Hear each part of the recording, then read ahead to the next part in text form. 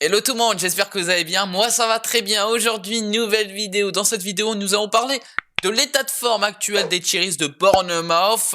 On va faire le point un petit peu dans cette course pour le maintien en première ligue, une course qui se joue entre de nombreuses équipes. On a au moins 5 équipes, voire même plus, qui peuvent peut-être être reléguées en fin de saison. Ça va être une course bien sympathique. On a déjà commencé à faire le point avec des vidéos sur West Ham, sur des équipes comme par exemple Leeds. Voilà, on en a déjà fait quelques-unes. Et on continue, je crois peut-être pas Leeds, j'ai peut-être spoilé une future vidéo. Je crois que j'ai spoilé une future vidéo, c'est pas grave, ça arrive bientôt parce que Leeds c'est très intéressant. J'ai fait que sur Everton et West Ham, voilà. Leeds, ça arrive bientôt. J'ai hésité en fait, pour tout vous dire, cette semaine j'ai hésité entre Bournemouth et Leeds. Voilà, voilà tout. Et donc voilà, en tout cas en ce 1er avril, Bournemouth a gagné contre les Cottagers de Fulham. Et oui, l'équipe de Gary O'Neill a gagné sur le score de 2-1.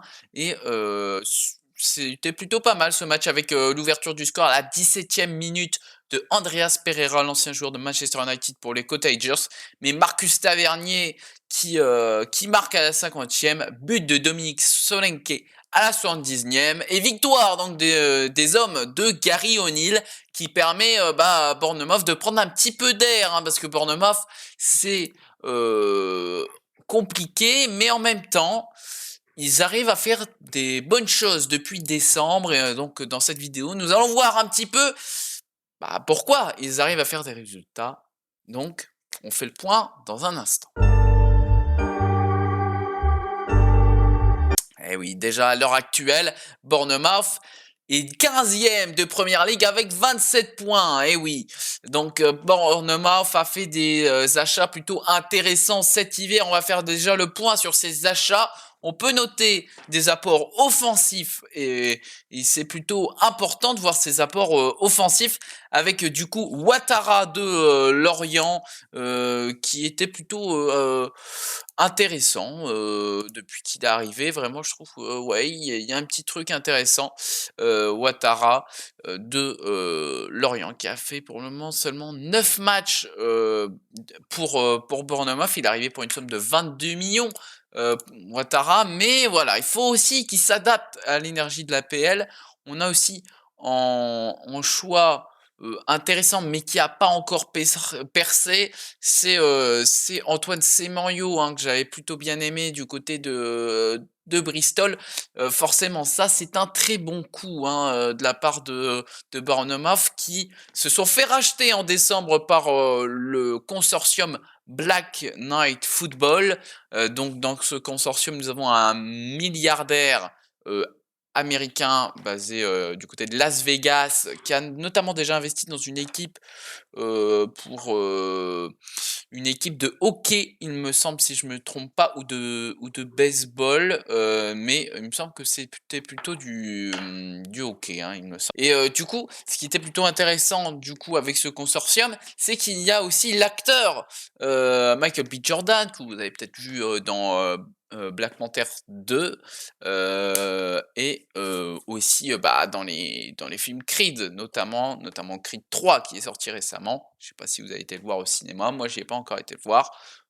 Notamment, si vous l'avez vu, n'hésitez pas à me dire dans les commentaires si vous l'avez vu et s'il était bien, parce qu'en vrai moi j'aimais bien Rocky et tout. Mais bon, outre ceci, nous sommes là pour parler pour Bournemouth. Du coup voilà, on a un consortium qui a investi plus de 100 patates, si je peux dire, comme ça, qui a investi du coup 100 millions dans l'achat de Bournemouth et qui a clairement envie de moderniser le club, hein. Déjà, ils ont annoncé qu'ils veulent faire agrandir le Vitality Stadium de Bournemouth, et ils veulent également aussi moderniser tout le centre d'entraînement de Bournemouth. Ils veulent vraiment faire passer un cap à Bournemouth, et déjà ce cap, ils l'ont déjà un petit peu montré qu'ils veulent changer de cap en disant à Gary O'Neill cet hiver, bon, on va te donner des fonds pour essayer de prendre des joueurs, ouais, des joueurs où ils ont un talent, mais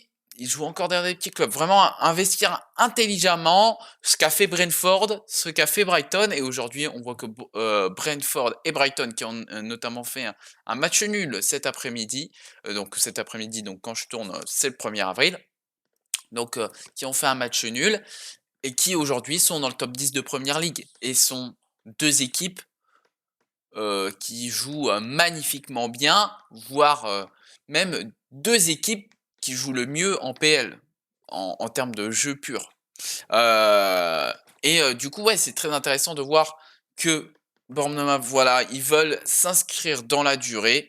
Bournemouth, déjà, il faut savoir qu'ils étaient déjà il y a quelques années en PL, donc si vous êtes fan de PL depuis un moment, forcément vous avez déjà vu, mais sous l'ancien propriétaire qui est resté 11 ans au club, vraiment ce propriétaire a fait passer le cap à Bournemouth de devenir un club de PL.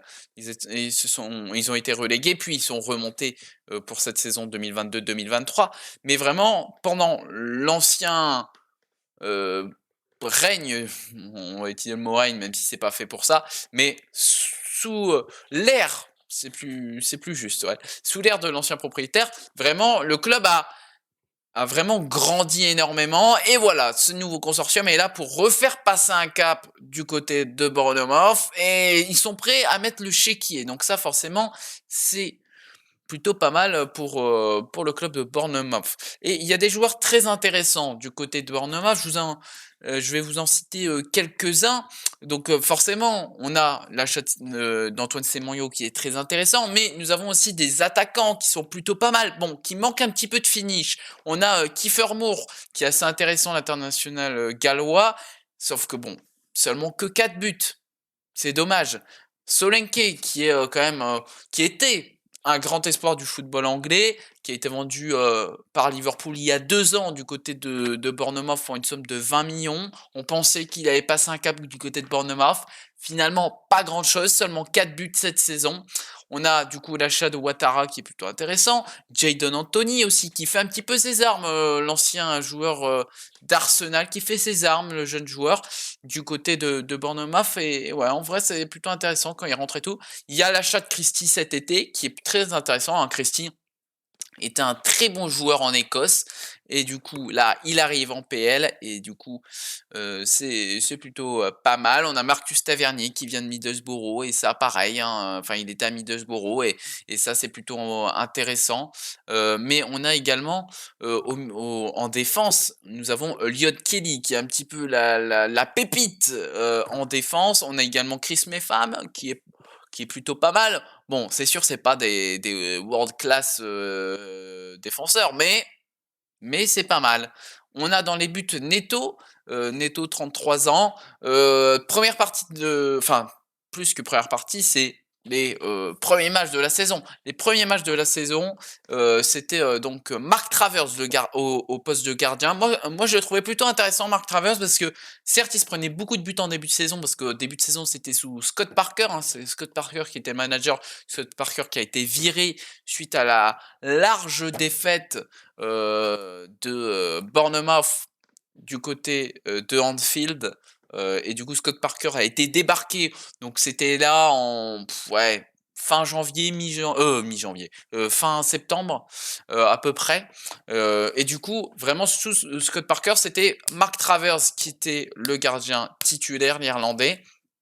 Et ensuite, c'est Neto qui a pris place et Neto qui a fait que, voilà, Bournemouth a commencé à gagner ses premiers matchs.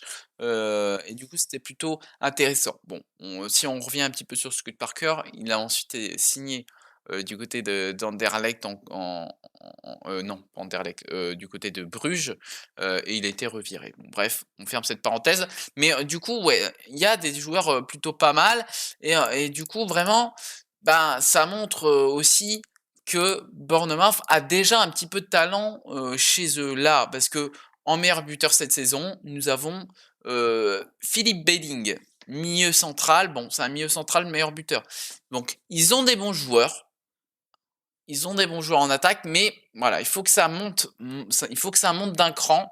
Mais voilà, leurs meilleurs joueurs, ils sont tous à 4 buts. Voilà. 4 buts pour Solanke, 4 buts pour Moore, 4 buts pour Tavernier, 3 buts pour Jadon Anthony. Voilà. En passes décisives, on a 4 passes décisives pour Tavernier, 4 passes décisives pour Solanke et Ouattara qui vient juste d'arriver. Déjà 3 passes décisives pour Ouattara. Et on va venir un petit peu sur le calendrier actuel, enfin le calendrier, enfin les matchs qu'ils ont fait récemment, les Cherries. Parce que les Cherries en ce moment, ils ont joué de grosses équipes, hein. Ça, il faut quand même le dire, c'est que ça a enchaîné des gros matchs. Il n'y a pas forcément eu que du bon. Il y a un peu de déchets, mais il y a quand même des choses intéressantes du côté des Cherries. Bon, on a quand même une défaite, malheureusement contre une équipe de Aston Villa. Et ça c'est vraiment dommage parce que bah, ils avaient même montré de belles choses, les Cherries du côté de Liverpool avec la victoire 1-0 du côté du Vitality Stadium contre les Reds, avec notamment, si vous vous rappelez peut-être, le penalty raté de Mohamed Salah. Voilà, but de Philippe Belling donc pour Bournemouth. On a quand même un très beau match de Bournemouth contre Arsenal. Hein, ils avaient marqué en quelques minutes en début de rencontre, c'était assez impressionnant. Et c'est vrai que du coup, depuis janvier, on voit vraiment une métamorphose dans le style de jeu de Bournemouth, mais aussi vraiment avec une envie de marquer du but, envie d'aller de l'avant. Ça utilise énormément les côtés. Bon, ça utilisait déjà les côtés en début de saison, mais là, vraiment, c'est intensifié. Hop, voilà, on envoie le ballon sur le côté pour Marcus Tavernier, voilà. Et ils ont des mecs qui sont rapides sur les côtés, que du coup Ouattara, Anthony, Tavernier, voilà, ils ont des mecs rapides sur les côtés. Et voilà, en même temps, on a Solanke qui est là vraiment en rôle de pivot, en attaquant pivot. Du coup, voilà, ils peuvent très bien jouer en 1-2 ou quoi. Donc c'est plutôt intéressant. Il y a de quoi faire du coup pour Bournemouth. Bon, les seuls problèmes de Bournemouth, enfin plus que les seuls problèmes, c'est les gros problèmes pour Bournemouth, c'est que ça se prend pas mal de buts sur les coups de pied arrêtés. C'est très brouillon la défense, malgré qu'il y a Lod Kelly et Mefam qui ils ont un peu de potentiel quand même ces mecs. Et ouais, franchement c'est compliqué. La défense des coups de pied arrêtés, c'est très compliqué. Bon, forcément, c'est une plus faible équipe que les autres, donc forcément, bon, au niveau de la possession, c'est pourri. Euh, et pareil, hein, c'est une équipe qui a pas de très bons latéraux, je trouve. Parce que ouais, les assauts sur les côtés, c'est compliqué. Bon, c'est peut-être moi qui devient compliqué aussi. Vous savez, je répète beaucoup le mot, mais c'est moi qui devient difficile avec les latéraux. Bon, voilà, en tant que fan de Liverpool, les latéraux, j'en ai marre, c'est vraiment ça ne sait pas défendre, hein, donc je crois que je ne supporte plus de ne pas voir des latéraux défendre. Je pense que c'est surtout ça, mais ouais, c'est dommage. J'ai envie de vous donner aussi un petit peu un point note, hein, voilà, avec WhoScore. WhoScore qui donne du coup la meilleure note à Marcus Tavernier, Philippe Belling, Ahmed Traoré et Ouattara. Ouattara qui est déjà dans les meilleurs notés en moyenne de la saison de Bournemouth selon Transfermarkt en moins de matchs joués. Certes, mais bon, ça montre déjà qu'il a quand même un gros impact, je trouve, du coup, du côté des Cherries. On a également Neto qui est quand même qui est selon Transfermarkt, selon WhoScore, sixième meilleur joueur de la saison pour Bournemouth. Bon, un peu décevant, c'est Ryan Christie. Je pensais qu'il allait avoir un plus gros impact du côté de Cherries. Finalement, c'est pas si dingue, hein, seulement 13e meilleur joueur selon WhoScore. Et voilà, après, on a des joueurs qui sont plus très très très forts, hein. Jack Stacey, c'est assez compliqué. Voilà, hein, c'est le latéral, justement, le latéral droit de Bournemouth. Et c'est plutôt compliqué pour Jack Stacey, du coup. Et si on revient un petit peu sur ce match de Bournemouth-Fulham, ben, Bournemouth sait créer des occasions et ça c'est encourageant de voir, voilà, ça envoie des ballons devant, ça tente. Et ça c'est plutôt pas mal de voir que bah, ça tente. Et quand ça tente, bah, ça paye parfois avec du coup 9 tirs si j'ai bien vu. 9 tirs, pas mal de cadrés. Bon, c'est pas du très grand football, mais pour une équipe qui veut se maintenir en première ligue, ben, c'est plutôt pas mal. Bon, par contre, le petit souci pour Bournemouth, c'est qu'on a un calendrier plutôt difficile qui va arriver. Mais, à leur avantage, c'est que, ben, voilà, ils ont battu Liverpool. Ils ont battu Liverpool.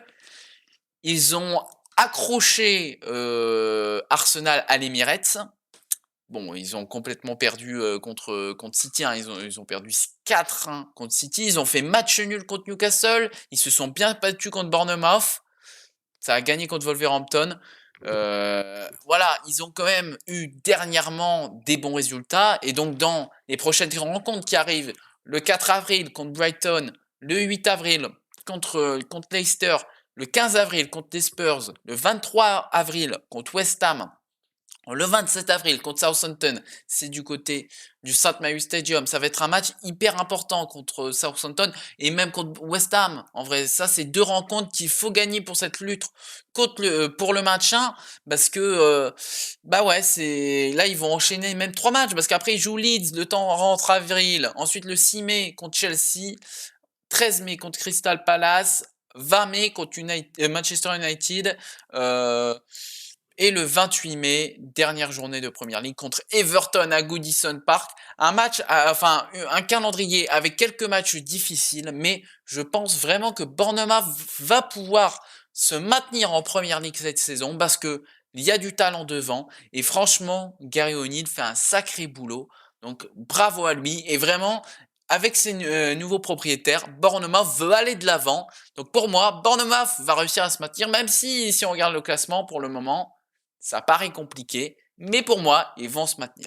Merci d'avoir regardé cette vidéo. On se retrouve très vite pour une prochaine vidéo. J'ai pas mal de sujets de vidéo en préparation, hein, comme je vous ai dit du coup, la vidéo sur Leeds que je prépare. On a également des vidéos à faire sur d'autres clubs qui sont actuellement en difficulté. Voilà, on n'a pas encore fait Southampton, on n'a pas encore fait Leicester, on n'a pas encore fait non plus Forest, on n'a pas encore fait Wolves. Voilà, c'est clairement aujourd'hui nous avons de la 12e à la 20e place qui sont dans cette lutte pour le maintien.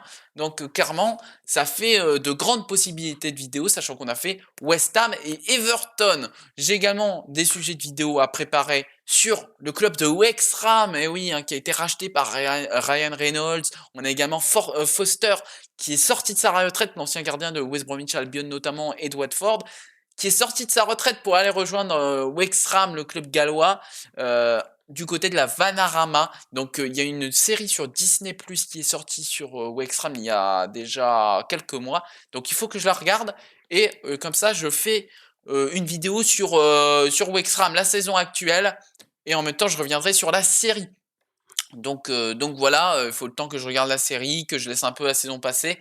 Comme ça, je ferai une vidéo sur Wrexham. J'ai également prévu une vidéo sur la saison 3 de Ted Lasso qui est sortie il y a 2 semaines, il me semble. J'ai pas encore regardé la saison 3, mais pareil, je vous ferai une petite vidéo sur la saison 3 de Ted Lasso, une série voilà, sur un coach qui est devenu manager d'un club de première ligue fictif qui est l'AFC Richmond, qui prend la place de Crystal Palace dans ce multivers, si je puis dire. Voilà, en tout cas c'est très drôle, c'est intéressant, donc je ferai ça, et bien sûr le retour des vidéos histoire, notamment pas mal de petits sujets à prévoir. N'hésitez pas, en tout cas, si vous avez des idées de vidéos ou de concepts sur le foot anglais, n'hésitez pas à me dire dans les commentaires ou à venir me suivre sur mes différents réseaux sociaux, c'est-à-dire Twitter notamment. J'ai Instagram, mais ouais, non, Instagram, je partage pas trop de trucs, mais venez sur Twitter.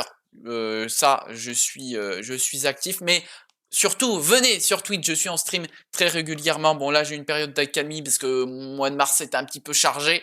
Donc, voilà, entre des dossiers à rendre pour les cours et en même temps mes partiels, voilà.